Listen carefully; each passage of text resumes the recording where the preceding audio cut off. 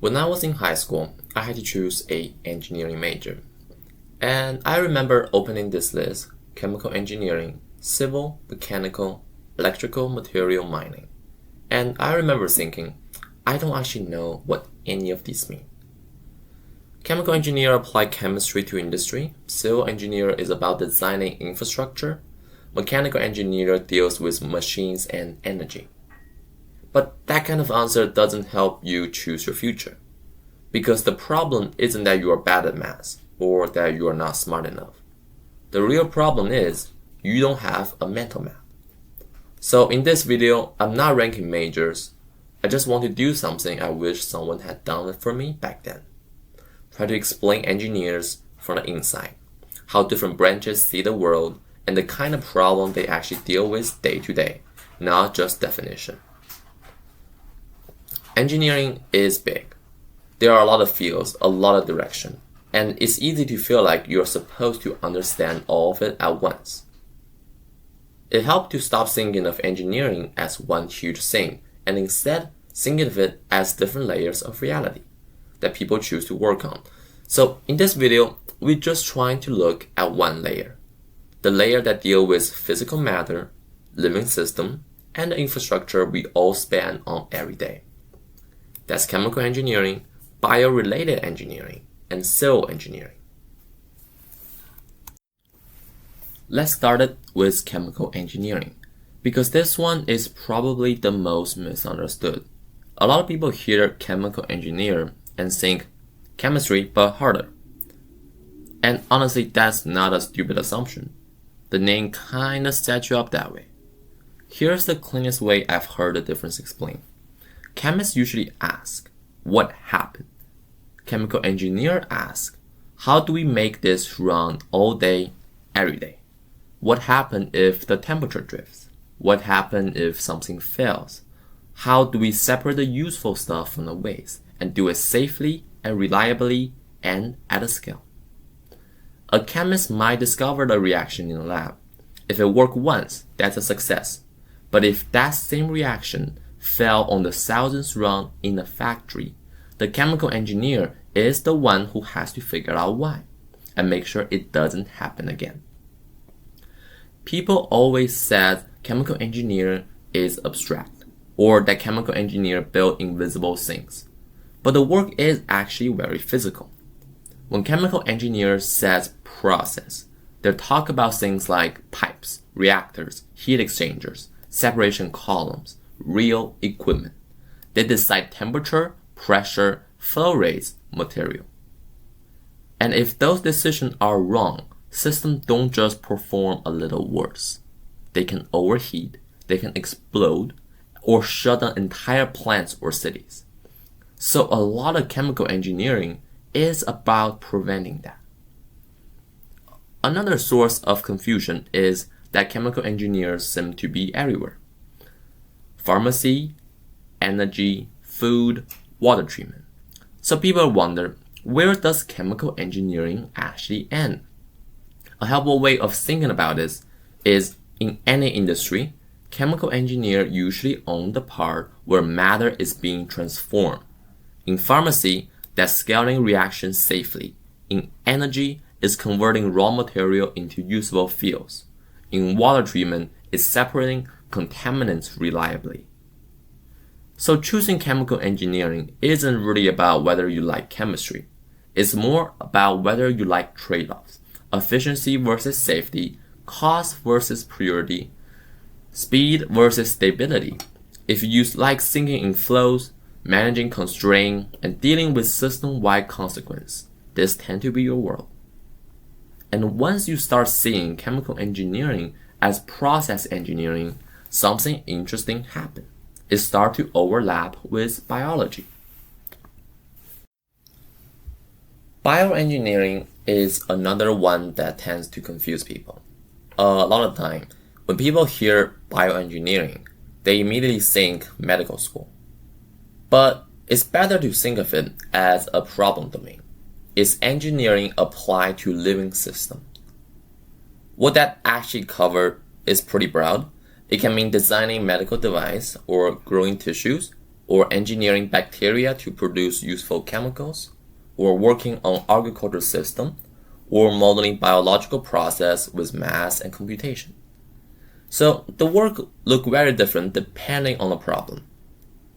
One reason bioengineer can feel vague is because it usually lives in the gap between two worlds. On one side, you have the life science, people who understand biology very deeply.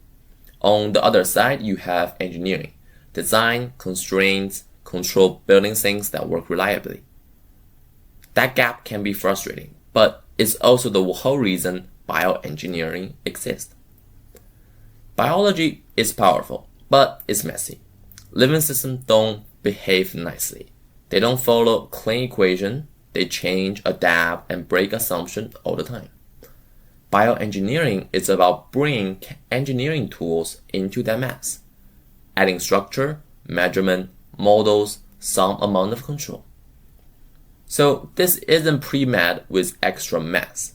You still do serious physics, serious math, real engineering design.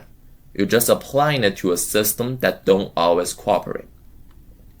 Bioengineering tend to fit people who are okay working at the boundaries between fields, who like figure things out when there isn't a single clean solution. It's less about memorizing biology and more about learning how to model it, measure it, and simplify it enough to work with. So if chemical engineering is about transforming matter and bioengineering is about working with life, then civil engineering operates as something even larger. When people hear civil engineering, they usually think of bridges or roads, big concrete thing, and that's not wrong. It's just incomplete. Civil engineer is really about how society physically exists. It's about a system that make everyday life possible, usually without us noticing them.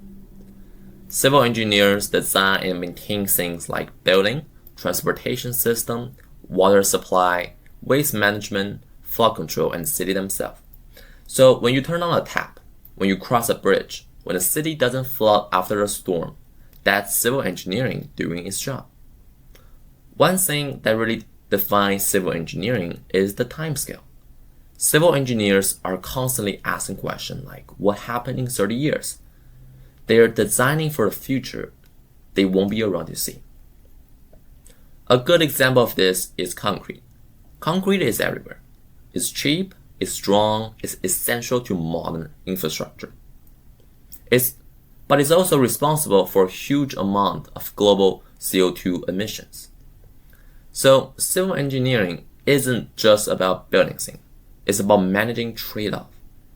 Safety versus cost, sustainability versus durability, time versus risk. You are constantly deciding what level of failure is acceptable, who bears the cost, and how conservative you need to be. There are also a lot of different directions within civil engineering. Structural engineering, who worry about forces and failure. Geotechnical engineers focus on soil, foundation, and what's underground. Environmental engineers deal with water, waste, and pollution. Transportation engineers think about flow, congestion, and human behavior. Different problem, but all tied to the same question. How do we make a shared system work safely for a long time for a lot of people? So civil engineer isn't outdated, and it's not uncreative. It attracts people who care about reliability over novelty, about things lasting, and about system quietly doing their job every day. One thing that's easy to miss, especially when you are looking at lists of major, is that engineering fields aren't really boxes. They overlap a lot. Chemical engineers don't only work in chemical plants. They show up in environmental systems, in water treatment, in energy. Civil engineers rely heavily on material science. They care deeply about how materials behave over time. Bioengineers use chemical process all the time. They just apply them to living systems instead of industrial ones. So the boundaries aren't clean. University majors are better thought of as entry point, not prism. They are a way into a way of thinking. not permanent label on what you are allowed to work on. Because what actually matters more than the name of the major is the kind of problem you like dealing with. Do you prefer thinking in a system or in structures? Do you like working with living system or physical one? Do you enjoy long-term infrastructure problem where things evolve slowly, or fast-changing process where conditions shift all the time? When you look at it this way, choosing a major stops being about prestige or picking the right answer. It becomes about preference. What kind of problem do you want to spend years thinking about? So in this video, we've really just been looking at one side of engineering, the part that deals with matter, life, and the physical system that holds society together. In the next video, we'll move to a different layer of entirely. Machine, material, electron, computation.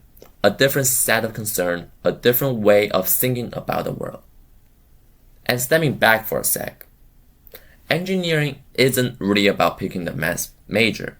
It's about figuring out what kind of problem you're willing to sit with, wrestle with, and think about for years. If you are still unsure right now, that's okay. It's part of the process. I will see you in the next one.